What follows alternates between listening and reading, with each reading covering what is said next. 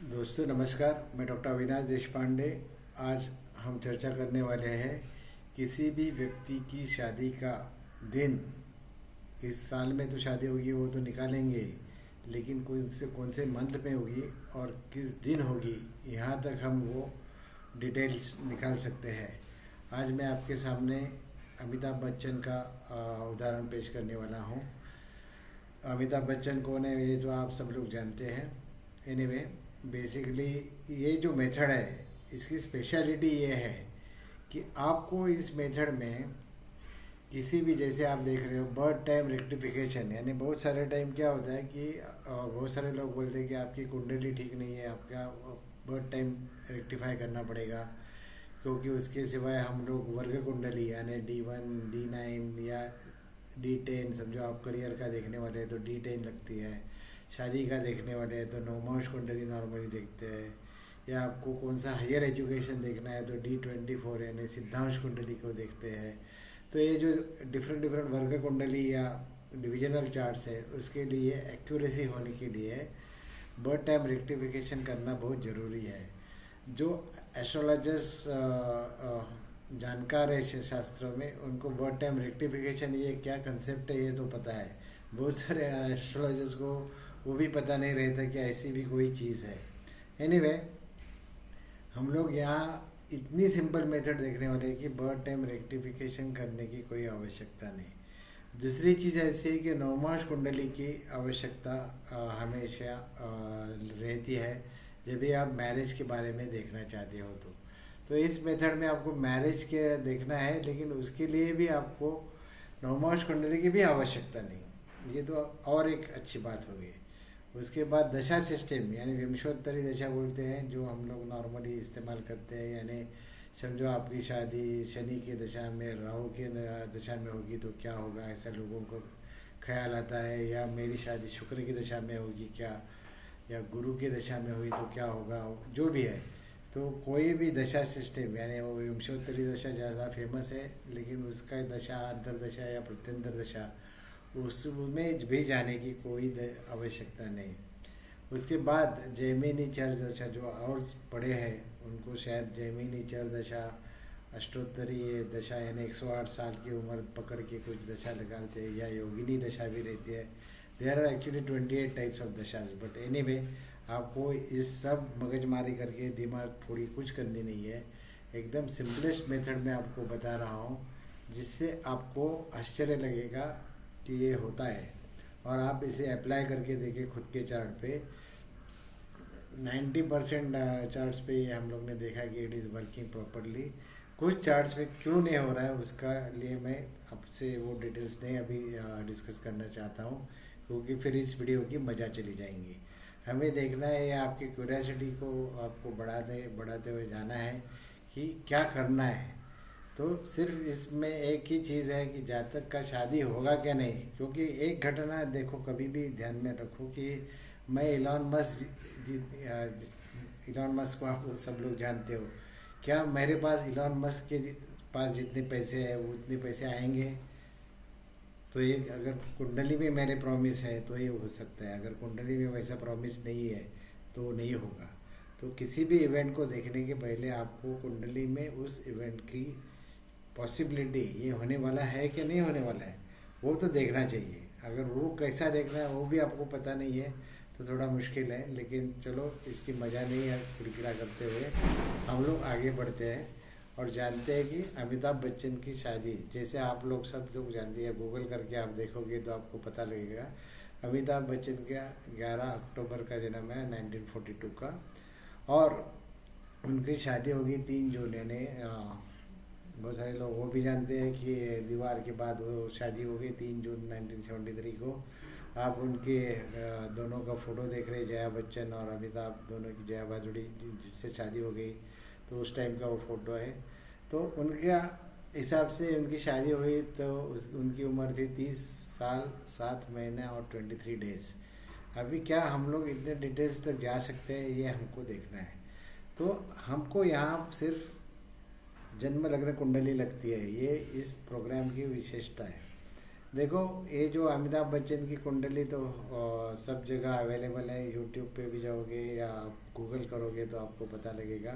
या ये birth birth time या प्रयागराज या इलाहाबाद का उनका जन्म था 4:20 को शाम को, यानी 16:20। उसमें भी कोई लोग 22 करेंगे, 20 करेंगे। तो मैं यही बोल रहा हूँ कि आपको बर्थ टाइम रेक्टिफिकेशन की जरूरत नहीं है। जो 16-20 जो टाइम दिया है वो भी आपने पकड़ के ये कुंडली बनाना, तो भी वो D1 चार्ट ये बनने वाला है। क्योंकि D1 चार्ट की तो एक्यूरेसी वो 30 डिग्रीज का चार्ट है। सो एनीवे, आपको क्या देखना है कि नॉर्मली आजकल जैसे हम लोग देख रहे हैं, ये काल पात्र के अनुसार देख रहे हैं। जैसे पहले ज़माने में शादी होती थी तभी वो उम्र कम होती थी, बाल विवाह की बात कर रहा हूँ, तभी की बात अलग है। तभी शायद 12-18 साल में शादी होती थी तभी। आज शादी की उम्र नॉर्मली 25 या 24-25 के बाद है, या 20 के बाद भी हो सकती है, वॉट एवर इट इज़। तो हम लोग normally nowadays because of the higher education, लड़का भी काम करना चाहता है, लड़की भी काम करती है। बोथ आर इंजीनियर्स और IT प्रोफेशंस और सम अदर में भी अभी और कुछ प्रोफेशन में रहेंगे, तो भी शादी की अभी उम्र है कि लेट मैरिज की कंसेप्ट अभी हो रही है, यानी पहले जैसे नहीं है। एनीवे, इसमें क्या है कि पहला घर है, अगर 12 साल में शादी हो गई तो आपकी 12 साल में तो शादी की ये संभावना आजकल छोड़ दो। 24 साल की भी ये, यानी 12 से 24 की उम्र में शादी हो गई तो दूसरा घर अपने हमको देखना है। पहले हमको ब्रॉडर देखना है कि कौन से 12 साल में शादी होगी इस व्यक्ति की। तो इसको भी हम लोग अब हमको पता है कि अभी उनकी हो गई, तो चलो हम लोग देखते हैं कि तीसरा स्थान जो है वो 25 साल से अगर 36 उम्र में अगर शादी होती है तो ये घर इम्पोर्टेंट है। तो अगर इस घर का रिलेशन, यानी ये तीसरे स्थान का रिलेशन सप्तम स्थान, जैसे कि आप बेसिक नंबर एस्ट्रोलॉजी में जानते हो कि सप्तम स्थान ही शादी का स्थान है। फिर से मैं बता रहा हूँ, ये आप हो प्रथम स्थान है। इसमें जो नंबर लिखा है 11 वो छोड़ दो, वो कुंभ राशि का है, वो राशि के नंबर्स है। जैसे मीन राशि का नंबर है 12, या सामने 5 नंबर है वो सिंह राशि का है। आपको क्या करना है, ये प्रथम स्थान, द्वितीय स्थान, third house, fourth house, fifth house, like that लिखना है। तो अपना पार्टनर आपके सामने ही है, तो तू मेरे सामने जैसे गाने बोलते हैं ना, वैसे ही। तो ये फर्स्ट हाउस आपका जोड़ीदार या शादी वाला पार्टनर या business partner is also in front of you. तो सप्तम स्थान को शादी का घर मैंने लिखा है जैसे। तो अगर इस थर्ड हाउस का 7th हाउस से कोई रिलेशन बन रहा है, संबंध बन रहा है, तो शादी 25 से 36 की उम्र में होगी इस जातक की। तो हमको क्या दिखाई दे रहा है कि इसमें तो कोई प्लैनेट तो है ही नहीं। तो क्या देखें, तो फिर हम लोग देखेंगे एक नंबर है, मंगल का नंबर है, मार्स। तो मार्स का कोई रिलेशन सप्तम स्थान से हो रहा है क्या? तो मार्स कहाँ है? तो मार्स हमें अष्टम स्थान में दिखाई दे रहा है, लेकिन उसके साथ सूर्य भी है। तो सूर्य क्या है? ये एक्चुअली 7th लॉर्ड है, यानी सप्तम स्थान का अधिपति सूर्य माँ है, और Surya is with Mangal in the 8th house. Since the relation हो रहा है, इसका मतलब इस जातक का, यानी अमिताभ की शादी भगवान ने पहले ही तय कर रही थी कि 25 से 36 साल की उम्र में उसकी शादी जरूर होगी। तो उसी प्रकार से हमको पहले क्या मिला कि एक ब्रॉडर 12 साल का पीरियड मिला कि yes, this person is going to get married in between 25 to 36 years of age. अभी हमको क्या करना है, वहाँ 25 लिख के 26, 27, 28, 29, 30 ऐसे लिखते जाएंगे तो हमको वापस यहाँ 36 पे आ जाएंगे। So anyway, what we have to write it, what we have to check it कि कौन से साल का जो ये रिलेशन है वो बन रहा है 7वें घर से। तो हमें क्या दिखाई दे रहा है कि he got he got married at the age of 30। तो देखो 30वें साल में क्या हुआ, 26, 27, 28, 29, 30 साल के उम्र में उनका जो सूर्य माँ फिर से यहाँ जो प्लैनेट है बुध, और वो उसका सूर्य यानी 7, तो इनका रिलेशन बन गया, इजंट इट। यानी 30 साल की उम्र का जो घर था उसका अष्टम स्थान का संबंध सप्तम स्थान से बन गया। अष्टम स्थान हमेशा बुरा है ऐसा मत समझो, actually it is a transformation, some change which is not irreversible change. यानी ये शादी होनी है, वो नहीं बदल सकते, ये उनके पिछले जन्म के कुछ पाप या पुण्य के हिसाब से ये घटना होती है. So this is 8th house is sudden events or the events which you cannot change. It is written in your destiny. इसको पाप पीड़ा स्थान भी बोलते हैं, लेकिन वो हेल्थ एस्ट्रोलॉजी में हम लोग बात करेंगे तभी उसके बारे में बात करेंगे. अभी मेरे को कहना आपको क्या है कि 8th house is linked with this 7th house. That is why 30वें साल में उनकी शादी हो गई है. अभी हमको क्या करना है, महीना निकालना है. मंथ के लिए फिर से मैंने यही राशि कुंडली आगे कॉपी की है, मैंने कुछ नहीं किया है. अभी एक घर में हम लोग को उनका अक्टूबर में उनका जन्म हुआ था, इसलिए हम लोग अक्टूबर से यहाँ से काउंट चालू कर रहे हैं. फिर से एक डायलॉग याद रखो, अमिताभ क्या बोले, मैं जहाँ खड़ा हूँ वहाँ से कतार चालू होती है. वैसे अमिताभ बच्चन जी का अक्टूबर में जन्म हुआ था, इसलिए हम लोग ने अक्टूबर लिखा. अगर आपका जन्म फरवरी में या मार्च में, तो आपको मार्च से काउंट करना है आगे, समझे ना. तो इसलिए हम लोग ने अक्टूबर यहाँ लिखा. फिर अक्टूबर से नवंबर, दिसंबर, जनवरी, फरवरी, मार्च, अप्रैल, मई. तो मई में महीने में हम लोग यहाँ पे पहुँच गए. अभी इसका कोई संबंध अगर इसमें हो रहा है तो इस महीने में या इस टाइम पे शादी हो सकती है, लेकिन मई में नहीं. उनकी शादी तो जून में होगी आप बोलोगे. हाँ, मैं वहाँ पे आता हूँ. एक ध्यान में रखो कि हम लोग को क्या करना है कि कितने दिन, क्योंकि 11 और ये 3 है, यानी वो कंप्लीट नहीं हुआ था, इसलिए 7th मंथ में, इसलिए 1 2 3 4 5 6 7. तो हमको वो हिसाब से देखना है कि whether that is making the relation.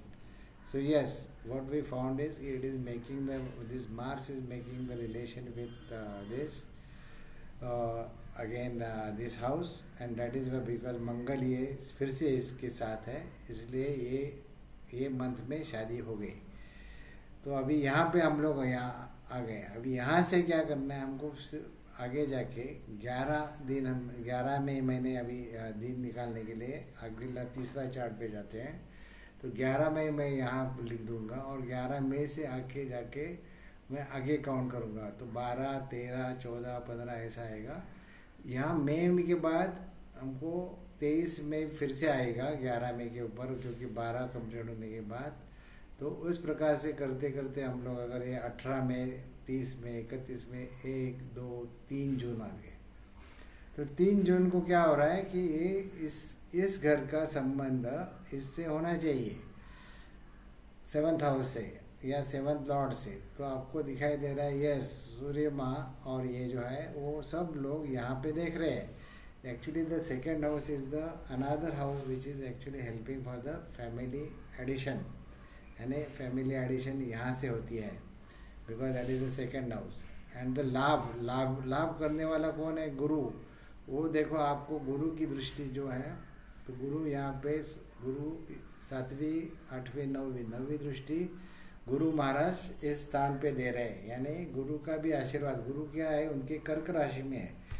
गुरु भी विवाह के लिए एक इम्पॉर्टेंट प्लैनेट होता है, क्योंकि उसका आशीर्वाद के बगैर विवाह, एक्चुअली शनि और ऐसे भी एक कंसेप्ट है कि शनि और गुरु दोनों लोग लगते ही है, उनके आशीर्वाद के बगैर कोई बड़ा इवेंट्स लाइफ में नहीं घटित होता.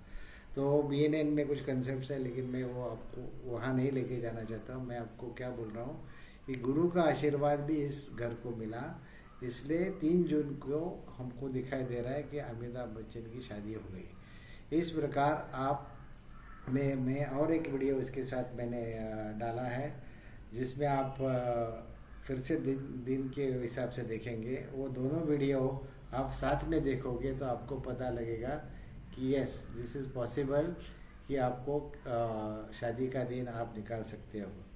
तो दोस्तों, अगर आप कुछ कंसल्टेशन लेना चाहते हो तो you can get in touch with me. We are the Vastu Yash. I am basically IIT engineer and we have this stock market classes. वहाँ भी हम लोग कुछ अलग तरीके से सिखाते हैं. या I mean vastu, you can see the some videos of vastu, लोगों को किस प्रकार से अनुभव आया और किस प्रकार से 30 साल हम लोग कार्यरत है और people are happy. So do stay with us, get in touch with us for any of your problem. या आपको कुछ सीखना है, आपको कुछ जानना है, तो हम हमारे से कांटेक्ट में आ सकते हैं. दोनों नंबर आपके लिए दिए हुए हैं. Thanks for watching this channel. Do subscribe our channel Vastu Yash also. Thank you. Thanks once again. Bye bye. See you.